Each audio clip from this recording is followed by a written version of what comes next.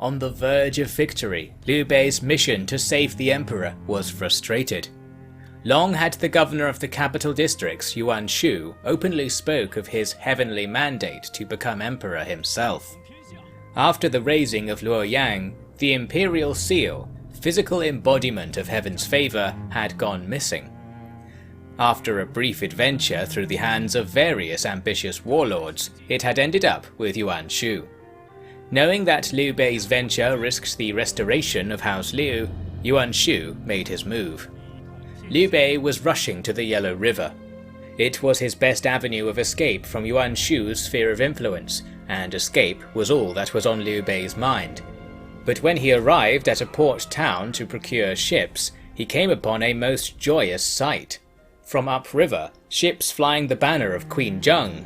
From downriver, ships flying the banner of Zhao Yun. The riverside town, ostensibly one of Yuan Shu's personal fiefs, soon flew the Liu, Zhao and Zheng banners all at once. "I must think all lost," Liu Bei admitted to the two generals. "A false prime minister in the west and a false emperor in the east? How can the empire endure that?" "There is no reason to have any doubts," Zhao Yun said. "Yuan Shu attempts to overturn heaven by force. Who has that strength? Heaven will crush his violent ambitions. As for us, we must not rest until the traitor is killed and his lands forfeit. Then we will be certain to overcome Dongzhuo and restore the empire." "But can it be done?" Liu Bei asked. "My lord, your man just told you to have no doubts, and this is how you answer him," Zheng Jiang said. "Yuan Shu, everyone has heard his name, and who among them could not destroy him if they desired? Likewise, here is Zhao Yun of Changshan. Everyone has heard his name, and who among them could ever dream to match his spear? Lord Liu Bei, with only what is to hand in this room, you could conquer the entire empire." Liu Bei was skeptical of Zheng Jiang's praise for Zhao Yun, and at his back, Guan Yu and Zhang Fei could not help but feel passed over. Perhaps their faces betrayed this, and Queen Zheng added, "Every one of you is worthy of the imperial seal. Acquiring it will be as easy as picking it up off the ground. In that regard, I humbly ask you consider the fate of the people when the mandate is yours." Zheng Jiang turned down Liu Bei's offer to rest a night in town, for she was anxious to return to her troops in Hedong across the river. She bade the generals farewell, catching Liu Bei off guard with a flash of her steely smile. After calming himself with some wine, Liu Bei decided to rely on the Bandit Queen's recommendation. He sent Zhao Yun to deal with the pretender Yuan, while he turned back towards Chang'an. Zhao Yun made quick progress through the capital districts, scattering Yuan Shu's half-hearted supporters and securing the road to Nanyang, the seat of the so-called Emperor Zhong. This also secured a good overland route through Yuan Shu's domain, and along it went the rogue of Guanling, Jiang Chao. Liu Bei received him near Chang'an, and furthermore, received his solemn vow to serve the emperor's caretaker. "The people of Guanling want peace. They want it more than... They will tolerate all manner of unusual overlordships to have it. From their example, I have realized that your cause is virtuous, and not a step aside from the route to a perfect peace. Therefore, I present my neck to you, for it to be judged whether it best serve the Han intact or in two." Liu Bei accepted Jiang Chao's surrender and dispatched him to oversee matters in Yangzhou. However, once he was gone, Guan Yu noted, "He spoke of what the people of Guanling want. Could it be that he tried to turn them against you but failed? Then he came here as a last resort." "Lord Guan, you are too suspicious," Liu Bei said. "When lords act in accordance with what their subjects desire, that is what they call the ideal order. To act against it is what is called the terminal order. Perhaps Lord Jiang simply has an understanding of stately matters." Guan Yu conceded and joined the rest of the officials in praising Liu Bei's faultless virtue. Some of them must have known that what Liu Bei said was in accordance with the ancient texts on the matter, and what was in accordance there was considered in respectable circles to be unsurpassed. Thus, virtue it was called. The Liu army approached Chang'an with no sightings of Dong Zhuo. Local people claimed the Dong army had passed by 2 weeks prior. "He thinks we went south," Zhang Fei laughed. "While he's sniffing about for us in the mountains, let's overrun Chang'an. Then we'll see who is Prime Minister and who is a fool lost in the wilderness." Agreeing, Liu Bei drove on towards the imperial capital. There, he came across a despondent traveller with a huge, yet largely unarmed entourage. He reported himself to be one Liu Yan, and hearing this, Liu Bei threw himself to the ground before him. "Brother, it is the most exquisite fortune to meet you at last," Liu Bei said. Liu Yan gave a lesser bow and said, "Ah, the imperial caretaker, I have been looking for you. There was a rumour that you had taken Chang'an, and so I came to pay my respects. Now I see that the rumour was merely the voice of heaven foretelling great deeds, so that loyal men might come witness them in person." Delighted with this dazzling introduction, Liu Bei hurriedly had a feast prepared for Liu Yan. Liu Yan was a man of high station who had the title of Inspector of Liang. This office held sway over a vast and prosperous realm in the west, known as the Riverlands. Cut off from the rest of the empire by strings of mountains, the Riverlands had been affected least by the fall of the Han. Its yellow turbans were of a nobler breed, Liu Yan claimed, and as such required placation more than extermination. Therefore, the wealth of the old Han was preserved on Liang's great temperate plains, known to scholars by a much older name, Shu. This comfortable pocket had long been the domain of House Liu. Emperors would send their familial rivals away to rule such pockets, so that the stability of the capital districts was always preserved.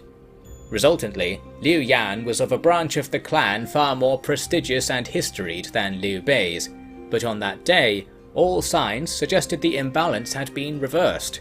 Liu Yan and his line had been bred to be as free of ambition as the court could manage. When he heard of Liu Bei's fantastic campaigns and victories, he stood and reintroduced himself with his head pressed to the ground and his eyes never again landing on Liu Bei. Liu Yan eagerly agreed to serve Liu Bei in the caretakership and excitedly spoke of House Liu's rising fortunes. Liu Bei was of course overjoyed, for with this pledge, his influence spread from the great unending sea in the east to the untamed border mountains in the west. This fortunate meeting was a portent for greater fortunes already approaching. But, as it always had been, for someone to experience great fortune, there must be dealt misfortune in equal measure. Whether the fortune and misfortune both needed to come to the same man was a matter of debate. On that day, evidence to the contrary emerged. Dong Zhuo had taken his army to Shangyong, at first hoping to pursue Liu Bei, but after realizing he had made a mistake, the purpose of the venture was altered into a punitive march against the traitors of the commandery. After all, Shangyong's people had abetted the rebel Liu and given him access to Chang'an. Those directly responsible had already been slain by Liu Bei, so Dong Zhuo's chance for revenge was lost. He turned then to the commoners. It is said that one family in every village was executed, and while the rest escaped with their lives, everything else was taken from them. Such sacking made Dong Zhuo a little richer, which calmed him. In the sobriety after the deeds were done, he realized that his advisors could be right about Liu Bei's rumored march on Chang'an. The army was turned back. In this way, Liu Bei's ambition spared the rest of Shangyong from Dong Zhuo's.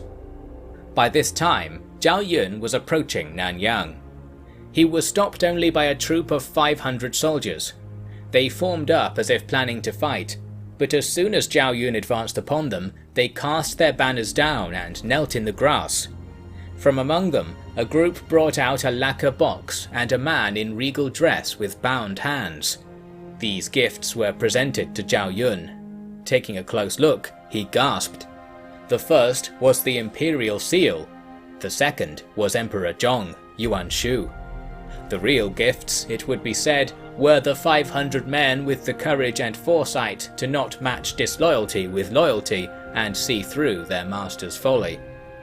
Zhong had little to say. but his few words carried an apology and a request for peace. The imperial seal was to be put at stake for it, and Zhao Yun accepted it without hesitation. He wrote to Liu Bei, and within a few days had a reply that affirmed Zhao Yun's decision.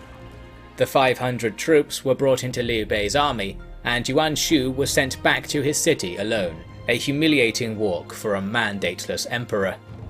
When Liu Bei's officials came demanding taxes as if he were a mere governor, he had not the will to resist. Yet, who can imagine that his seething spirit was not inflamed further by this inveterate treatment? A more thorough investigation of what Justice Yuan Shu deserved would have to wait. Zhao Yun raced west to catch up with Liu Bei. He found his lord quickly, as Liu Bei had encamped on a high plateau that overlooked the road from Xiangyang. Dong Zhuo was on his way, and this time Liu Bei would not let him interfere with matters in Chang'an. Zhao Yun volunteered to take 3,000 elite troops to kill the traitor, but Guan Yu and Zhang Fei objected strongly. "Heaven has seen fit to bring the imperial seal to our lord," Guan Yu argued. "How can he not repay this kindness by slaying the traitor personally?" "I'll try to leave him alive, just a little," Zhang Fei growled. "General Zhao," Liu Bei said, "your bravery is unrivaled and your great deeds uncountable. I cannot bear to deny you the privilege of taking Dong Zhuo's head, so please, do not ask for it." At this, Zhao Yun apologized without reservation and withdrew himself from Liu Bei's camp entirely. Those that remained went with Liu Bei to a forest beside the road. By avoiding the use of fires and holding their hunger for 2 days, Dong Zhuo's scouts had nothing to report to their master. Then, on the 3rd night, the imperial army began to pass by, looking like they too had seen little food recently. Dong Zhuo, as ever, had quite the opposite appearance. The column trudged along until its head was about to pass out of the ambush, but there Guan Yu and Zhang Fei were waiting. Once Dong Zhuo's entourage was as close to them as it could be, Zhang Fei blew into a horn with the force of a typhoon. The vessel shattered, but the booming call did its work. Arrows sang from the darkened tree line, clattering on armor and thudding into flesh.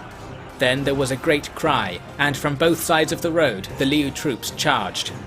Dong Zhuo panicked and ordered his troops to extinguish their lamps so that he would not be recognized.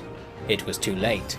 Guan Yu and Zhang Fei were cutting their way towards him, and even an unworldly egotist like Dong Zhuo had heard of their ferocity. As quickly as he had called for his troops to protect him, he was calling for them to get out of the way so he could escape, but by then, battle was raging all along the column, and no single voice could be discerned out of the mad array of screams and shouts. Before he knew it, Dong Zhuo was surrounded not by his own troops, but Liu Bei's, and no words could do him any good then. The fighting was not altogether one-sided. After all, it was the fear of Dong Zhuo's Xiliang army that had allowed him to slither into Luoyang and become prime minister in the first place. However, strength is as much a matter of time and circumstance as it is of skill, and at this time and place, Liu Bei's men could not be denied. Dong Zhuo had only one advantage remaining: his thick suit of armor, which when combined with his unusually curvy torso, deflected the spear thrusts of Liu Bei's foot soldiers. This allowed him to slice his way out of the encirclement and attempt to flee alone. However, who could have failed to predict this would be his plan? Guan Yu emerged from behind a tree, and with a sweep of the Green Dragon saber, felled Dong Zhuo's horse. The fall snapped Dong Zhuo's aching bones, and all he could do was lie there and curse while Liu Bei's troops tied him up. The remnants of the Imperial army surrendered quickly as news of this spread, and the night's action was concluded. While exhausted, Liu Bei would not let the remaining business wait until morning. There and then, the officers assembled all those still alive on the field to witness a kneeling Dong Zhuo with Liu Bei's sword at his throat. "In the name of the Son of Heaven, I sentence the traitor Dong to be executed. I order the extermination of his clan, and pledge to sacrifice their remains to ease the spirits wronged by his demonic reign of terror," Liu Bei shouted. "You will do no such thing, rebel!" Dong Zhuo bawled. You will be cursed for all time as the murderer of House Liu, who brought... Liu Bei slit the Prime Minister's throat as he spoke, and the tirade was cut short. His body rolled onto the dusty road, the blood soaking his lavish silk robes. A chant of "Long live the Emperor, long live Lord Liu Bei" carried through the night so far that nearby villagers at once knew the result of the battle. By hand, by horse, by boat and by bird the news went on, and wherever it was received there was great emotion. It was widely held by the common people that Dong Zhuo was the source of all woes afflicting the current generation. Therefore, his death was like a glimpse of a child thought lost. Few restrained their imaginations when thinking of what good this would bring to the empire. But the empire was not of one mind. Indeed, while the peasants dreamed of justice and peace, their masters dreamed of rank and glory. The former was sure the royal house would be restored. The latter was sure the last Han quasi-legitimate prime minister had just been slain. In this way, the exit of Dong Zhuo was as perilous a thing as his arrival, but that this was the case did not receive much attention from the likes of Liu Bei, Guan Yu, Zhang Fei or Zhao Yun, who feasted long and sang loud. It might have warranted more than a single day of celebration, but there was no time to waste. As news of the Prime Minister's death reached ever further, the danger to the Emperor, squarely in the middle of that power vacuum, rose. Chang'an had more than one man in the mold of Dong Zhuo. However, the nobles were more afeard of Liu Bei's sword, and what punishment it would render on those who had dabbled in the soiled power of the late Prime Minister. With that in mind, many slipped away with their valuables while they could. One was captured by Liu Bei's approaching scouts and was brought before the caretaker to explain his apparent betrayal. It was someone Liu Bei happened to have met before many years prior, Gongsun Du, cousin of Liu's school friend Gongsun Zan. "I cannot believe you would have any reason to hide from justice," Liu Bei said to him.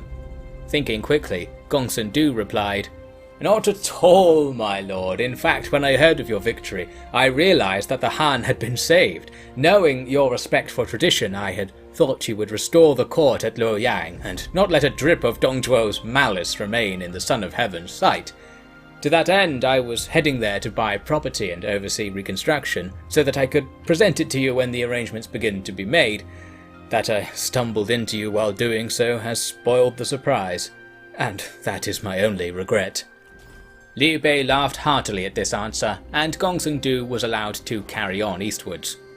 That he was never reported to have established himself in Luoyang was later taken as a measure for pleasant surprise, and so his role in Dong Zhuo's crimes was never discovered.